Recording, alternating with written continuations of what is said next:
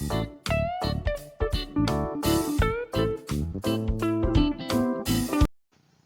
Guys, CUET exam की तैयारी करने वाले सभी बच्चों का AVS की पाठशाला यूट्यूब चैनल पर स्वागत है।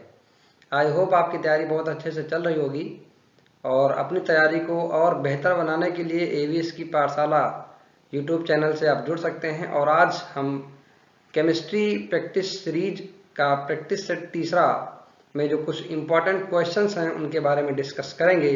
तो चलिए स्टार्ट करते हैं आज का पहला क्वेश्चन। आज का पहला क्वेश्चन स्क्रीन पर ये रहा। पहला क्वेश्चन है, आयनिक कंपाउंड्स डिजॉल्व्स इन, यानी कि आयनिक यौगिक घुलते हैं, किसमें घुलते हैं, ये पहला क्वेश्चन है।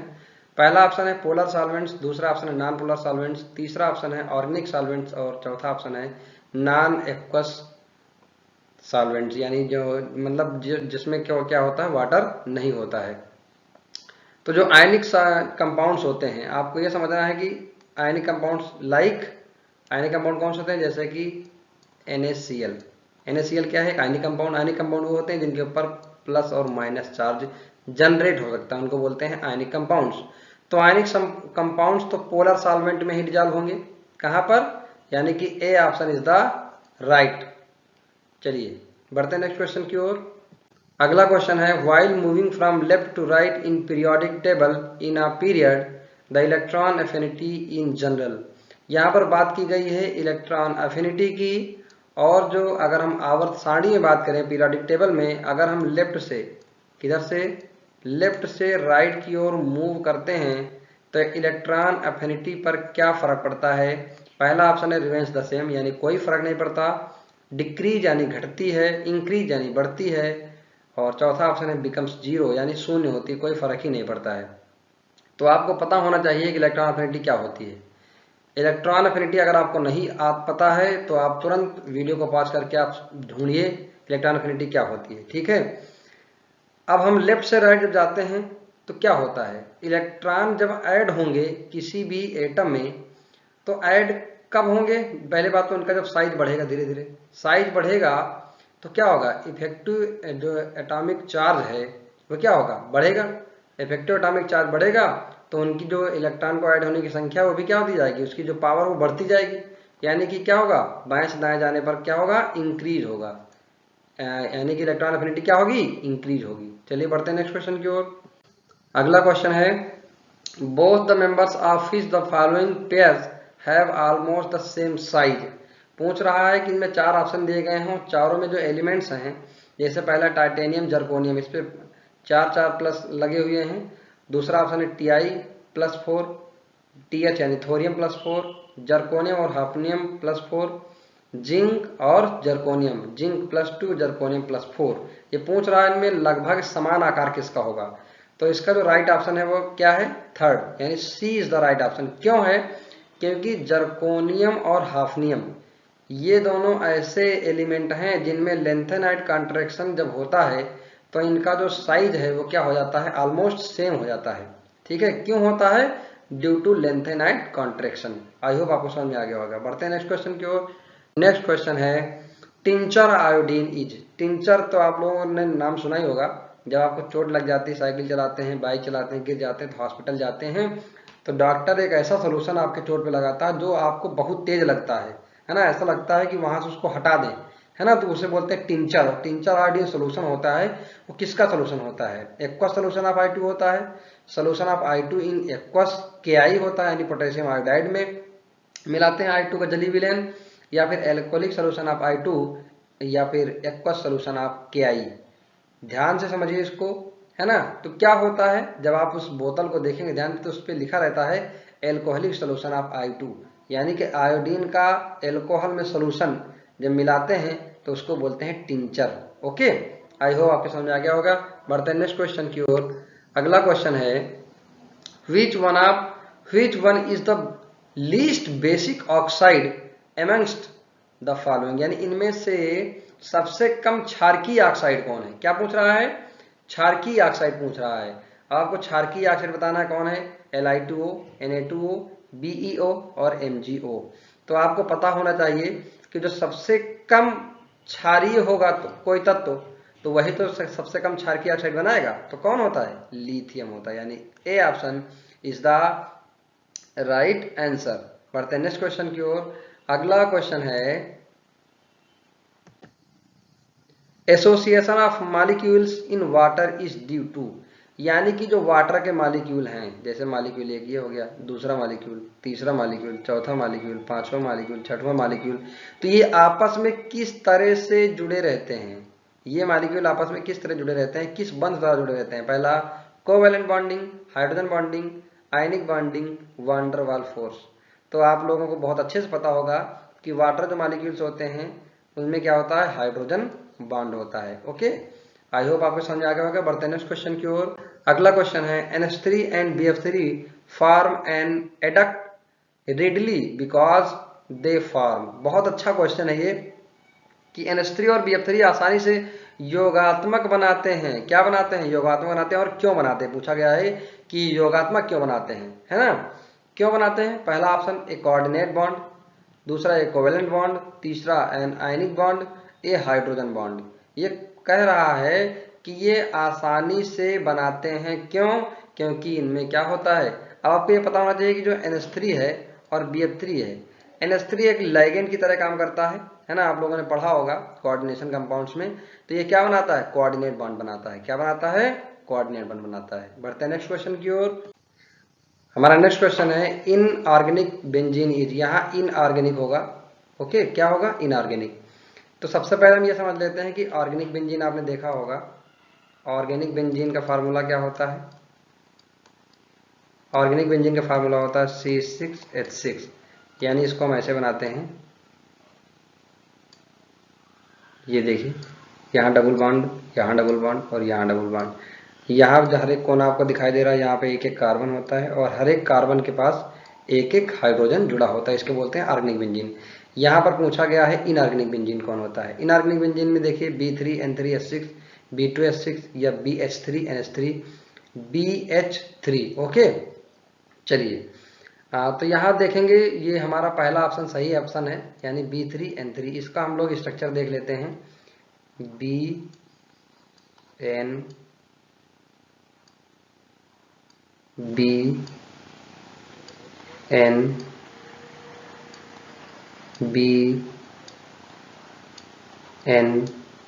और B, हर एक नाइट्रोजन और हर एक बोरान से क्या होता है? एक एक हाइड्रोजन अटैच होता है। ओके, और जैसे ऑर्गेनिक बेंजीन में अल्टरनेट पे डबल बॉन्ड होता है, उसी तरीके से इस पर भी क्या होता है? अल्टरनेट पे डबल बॉन्ड होता है। अब देखिए, यहाँ पर नाइट्रोजन की वैलेंसी कितनी होती है? 3 होती है ना? तो यहाँ 4 हो गए, तो यहाँ पे हर एक नाइट्रोजन के पास क्या लग जाएगा? पॉजिटिव चार्ज लग जाएगा। ओके, और बोरान पे क्या हो जाएगा? निगेटिव चार्ज आ जाएगा, क्योंकि इसको सेटिस्फाई भी तो करना है, न्यूट्रल भी तो बनना है। ओके, तो ये हो गया इनऑर्गेनिक बेंजीन का स्ट्रक्चर। तो यानी B3N3H6 याद रखना आप लोग, क्योंकि ऑर्गेनिक बेंजीन सबको याद है, इनऑर्गेनिक बेंजीन भूल जाते हैं। ओके, चलिए बढ़ते हैं नेक्स्ट क्वेश्चन की ओर। अगला क्वेश्चन है which of the following is most polar bond. Polar bond का मतलब होता है जिसमें प्लस और माइनस जनरेट हो सके, वही तो पोलर बॉन्ड होता है ना? क्या C और Cl और Cl में पोलर बॉन्ड बनेगा? नहीं बनेगा, यानी ये ऑप्शन गलत। N और F में बनेगा? नहीं बनेगा। अब पूछ रहा है ध्रुवीय, है ना, पोलर, तो कौन होगा? C और F। इसमें देखो ये हाईली इलेक्ट्रोनेगेटिव एलिमेंट है, ये इससे क्या है? लेस इलेक्ट्रोनेगेटिव है, तो इलेक्ट्रॉन अपने क्या करेगा? शेयर करेगा। तो यहाँ बनेगा C+ और F-। ओके, इस तरह से बनेगा। आई होप आपको समझ आ गया होगा। बढ़ते हैं नेक्स्ट क्वेश्चन की ओर। Next question is structure of ammonia is. पहला है pyramidal, tetrahedral, trigonal, trigonal bipyramidal. बताइए मुझे कौन सा ऑप्शन होगा, गेस करिए। अमोनिया का जो स्ट्रक्चर होता है वो कैसा होता है? पिरामिडल होता है। NH3, अमोनिया का फार्मूला क्या होता है? NH3। अब NH3 देखिए, यहाँ पर ये नाइट्रोजन है, ये H है, ये H है, ये H है, और यहाँ पर इसके पास क्या होता है? एक लोन पेयर ऑफ इलेक्ट्रॉन होता है।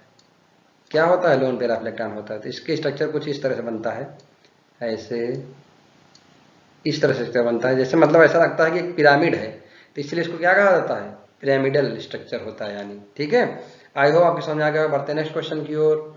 नेक्स्ट क्वेश्चन है the outer most electronic configuration of the most electronegative element. अब देखिए, अब इसके लिए आपको कम से कम पीरियोडिक टेबल पूरी आनी चाहिए। ठीक है, पूरे पीरियोडिक टेबल में मोस्ट इलेक्ट्रोनेगेटिव एलिमेंट कौन होता है बताइए, सोचिए जरा क्या होता है। सबसे ज्यादा होता है फ्लोरीन का। ठीक है, लेफ्ट से राइट जाते हैं तो इलेक्ट्रोनेगेटिविटी इंक्रीज होती है, और टॉप टू बॉटम जाते हैं, टॉप टू बॉटम जब जाते हैं, जब हम टॉप टू बॉटम जाते हैं तो इलेक्ट्रोनेगेटिविटी क्या होती है, इलेक्ट्रोनेगेटिविटी डिक्रीज होती है। लेकिन जब हम लेफ्ट से राइट जाते हैं, कहाँ, लेफ्ट से राइट जाते हैं, तो इलेक्ट्रोनेगेटिविटी क्या होती है, इंक्रीज होती है। तो ये देखिए, सबसे जो इनर्ट गैस लास्ट में होता है, उसके पहले हेलोजन फैमिली होती है। हेलोजन फैमिली में सबसे ऊपर कौन है, फ्लोरीन है ना। तो फ्लोरीन सबसे हाईली इलेक्ट्रोनेगेटिव एलिमेंट होता है। अब फ्लोरीन का एटॉमिक नंबर कितना होता है, 9 होता है। अगर इसका हम इलेक्ट्रॉनिक कॉन्फ़िगरेशन करें, यानी कि F का इलेक्ट्रॉनिक कॉन्फ़िगरेशन करेंगे तो 1s2 2s2 और 2p5 होगा। क्या होगा, 2p5, यानी 2s2 2p5। ये अगर ऑप्शन में है समझ लीजिए राइट ऑप्शन होगा। ns2 np3 ns2 np4 ns2 np5 ns2 np6। देखिए तीसरा ऑप्शन देखिए, ns2 np5, यानी n का मतलब यहाँ पे हम 2 रख देंगे, तो ये हो जाएगा 2s2 और 2p5, यानी कि क्या होगा, third option is the right option. बढ़ते नेक्स्ट क्वेश्चन की ओर। नेक्स्ट क्वेश्चन है out of Cu2 plus Mn2 plus Ni2 plus and Fe2 plus ions the one with highest magnetic movement would be, यानी इनमें से हाईएस्ट मैग्नेटिक मूवमेंट किसका होगा। बहुत ही इंपॉर्टेंट क्वेश्चन है और थोड़ा सा ट्रिकी क्वेश्चन है, इसमें थोड़ा सा माइंड लगेगा। अब देखिए, अगर आपको मैग्नेटिक मूवमेंट कैलकुलेट करना है, जिसको हम लोग म्यू से डिनोट करते हैं, और इसके लिए फार्मूला होता है √n+2, ये होता है फार्मूला। ठीक है, अब n क्या है, वेयर n इक्वल टू क्या है, नंबर ऑफ अनपेयर्ड इलेक्ट्रॉन। क्या है, नंबर ऑफ अनपेयर्ड इलेक्ट्रॉन। अब नंबर ऑफ अनपेयर्ड इलेक्ट्रॉन इनके सबके आपको निकालना आना चाहिए। अनपेयर्ड इलेक्ट्रॉन निकालने के लिए आपको क्या पता होना चाहिए, ये पता होना चाहिए कि इसका एटॉमिक नंबर कितना होता है। तो हम सबसे पहले Cu2 प्लस का देख लेते हैं, Cu2 प्लस, फिर Mn2 प्लस, Ni2 प्लस और Fe2 प्लस। कॉपर का कितना होता है, 29 होता है। अगर 2 प्लस हो जाएंगे, 2 इलेक्ट्रॉन निकल जाएंगे, कितना हो जाएगा, 27 हो जाएगा, है ना। इसी तरीके से सबका होता है। तो सबसे पहले इसको हम देख लेते हैं, इसका इलेक्ट्रॉनिक कॉन्फ़िगरेशन करेंगे तो आएगा 3d10 4s2, लेकिन जब 2 इलेक्ट्रॉन निकल जाएंगे तो यहाँ कितना बचेगा, 3d9 बचेगा। ठीक है, उसी तरीके से Mn में जाएंगे तो Mn कितना हो जाएगा, 3d5 हो जाएगा। उसी तरीके से Ni का देखेंगे तो Ni का कितना हो जाएगा, 3d8 हो जाएगा, 3d8 हो जाएगा। उसी तरह से अगर हम Fe का देखें तो Fe का होता है 3d6, कितना होता है, 3d6। अब देखिए D वाले में सब D हैं, D के 5 सब ऑर्बिटल होते हैं। 9 वाले फिल करेंगे पहले, 1 2 3 4 5 6 7 8 9, यानी इसमें अनपेयर्ड इलेक्ट्रॉन कितने होंगे, 1 होंगे। 3d5 में कितने होंगे, 5 होंगे। करके आप देख लीजिए। 3d8 में कितने होंगे, 2 होंगे। 3d6 में कितने होंगे, 3d6 में 4 होंगे। यानी सबसे ज्यादा किसमें है, 5 में, यानी 3d5। 3d5 किसका है, Mn+। अब जिसमें सबसे ज्यादा अनपेयर्ड इलेक्ट्रॉन होंगे उसका जो है चुंबकीय गुण सबसे ज्यादा होगा, मैग्नेटिक मोमेंट सबसे ज्यादा होगा। आप कैलकुलेट करके देख सकते हैं, यहाँ से n की वैल्यू रख देंगे 5 से, तो 5 और विद इन ब्रैकेट 5 + 2 7 और 7 5 जा 35, यानी √35 आएगा। यानी मैग्नेटिक मोमेंट सबसे ज्यादा किसका आएगा, Mn का, यानी second option is the right answer. बढ़ते नेक्स्ट क्वेश्चन की ओर। अगला क्वेश्चन है AgBr is soluble in hypo due to formation of, यानी किसके बनने से जो AgBr है वो हाइपो में सॉल्युबल होगा। किसके बनने से, पहला ऑप्शन है देखिए Na3AgH2O3 का होल ट्वाइस, Na4AgH2O3 का whole twice Br, NaAgH2O3 none of these. सबसे पहले आपको ये पता होना चाहिए कि हाइपो का फार्मूला क्या होता है। हाइपो होता है सोडियम थायोसल्फेट। क्या होता है? सोडियम थायोसल्फेट, Na2H2O3, ये है सोडियम थायोसल्फेट। इसकी रिएक्शन अगर हम कराते हैं AgBr के साथ, अगर हम AgBr के साथ कराते हैं तो क्या बनाता है? कोऑर्डिनेट बॉन्ड बनाता है। तो एक कंपाउंड बनाता है जो कि है Na3AgH2O3 का होल ट्वाइस, ये कंपाउंड बनाता है, ये कंपाउंड है। ठीक है, अगर हम यहाँ Na नहीं लिखेंगे तो यहाँ 3- लिख सकते हैं, ऐसा लिख सकते हैं। ओके, ये बनता है। और हाइपो क्या? हाइपो AgBr को इसलिए मिलाते हैं, कुछ मात्रा में AgBr नहीं घुल पाता है, जो फोटोग्राफिक फर्म होती है उसमें इसको सॉल्युबल करना होता है, इसलिए हम हाइपो में इसको मिलाते हैं। तो इसका राइट ऑप्शन क्या हो जाएगा? Na3AgH2O3 का होल ट्वाइस, यानी कि option A is the right answer. बढ़ते हैं नेक्स्ट क्वेश्चन की ओर। अगला क्वेश्चन है, लेविस के अनुसार लिगेंड होते हैं। लिगेंड आपको पता है इलेक्ट्रॉन डोनर होते हैं, और आपने पढ़ा होगा एसिड और बेस की लेविस के अनुसार कि जो इलेक्ट्रॉन डोनेट करते हैं उनको क्या कहते हैं? किस प्रकृति के होते हैं? अम्लीय प्रकृति के होते हैं, क्षारीय प्रकृति के होते हैं। अम्लीय ना तो अम्लीय होते हैं ना क्षारीय होते हैं, कुछ अम्लीय होते हैं कुछ क्षारीय होते हैं, तो ऐसा तो होगा नहीं, है ना।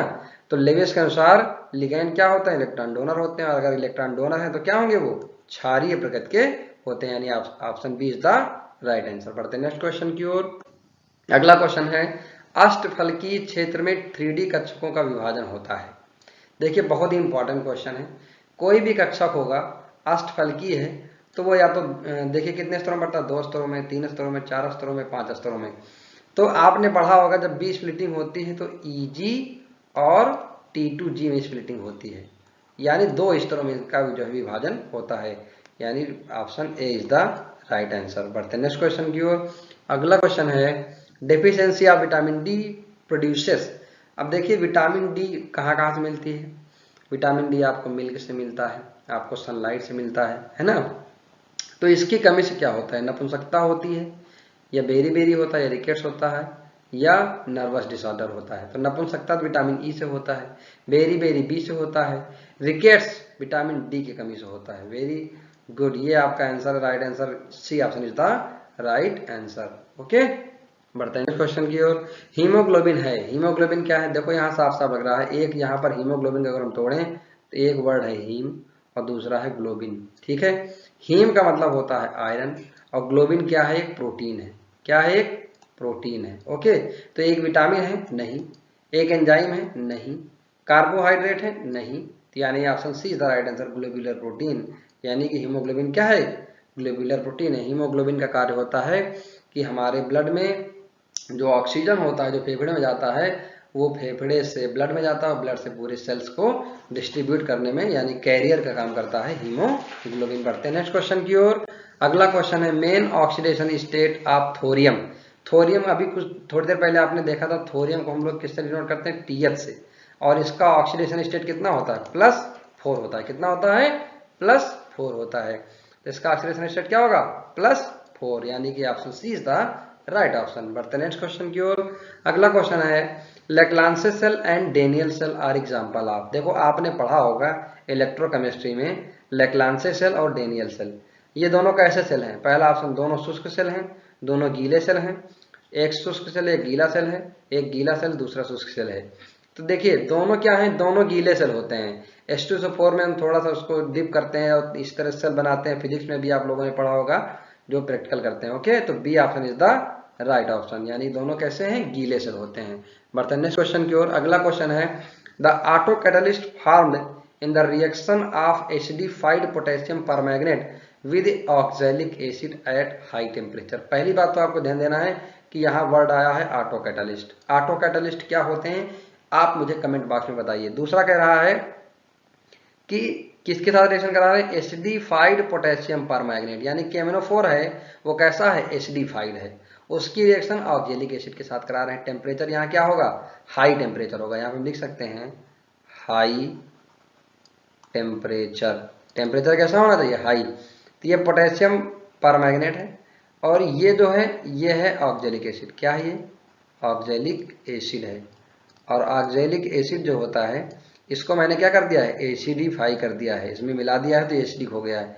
ये पोटेशियम परमैंगनेट है और इसकी जब रिएक्शन कराते हैं तो K2SO4 बनता है, MnSO4 बनता है।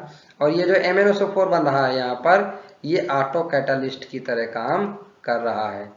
ऑटो कैटालिस्ट ऐसे सब्सटेंस होते हैं जो किसी भी रिएक्शन में, रिएक्शन जब एक बार में स्टेप कंप्लीट हो जाएगी तो दूसरी बार ये जो रिएक्शन है ये अपनी ही रिएक्शन के लिए ऑटो कैटालिस्ट का काम करेगा, यानी खुद ही रिएक्शन की रेट को बढ़ा देगा। इसे बोलते हैं ऑटो कैटालिस्ट। बढ़ते हैं नेक्स्ट क्वेश्चन की ओर। ओके, यहाँ पर इंपॉर्टेंट क्वेश्चंस जो थे डिस्कस कर चुके हैं। आई होप आप लोगों को समझ में आ गए होंगे। एक चीज एडिशनल इंफॉर्मेशन मैं आपको देना चाहता हूँ। अगर आपको ये जो वीडियो आपको प्रोवाइड कराया गया, इसमें जो इंपॉर्टेंट क्वेश्चन डिस्कस किए गए हैं, अगर आपको इसकी पीडीएफ चाहिए तो एवीएस की पाठशाला, क्या नाम है? एवीएस की पाठशाला जो चैनल है, उसी चैनल के नाम से ही एक हमारा टेलीग्राम चैनल है, और उस टेलीग्राम चैनल को आप सर्च करके टेलीग्राम पर जाकर के आप ज्वाइन कर लीजिए। आपको वहां पर विद आंसर आपको पीडीएफ मिल जाएगा। Thank you class.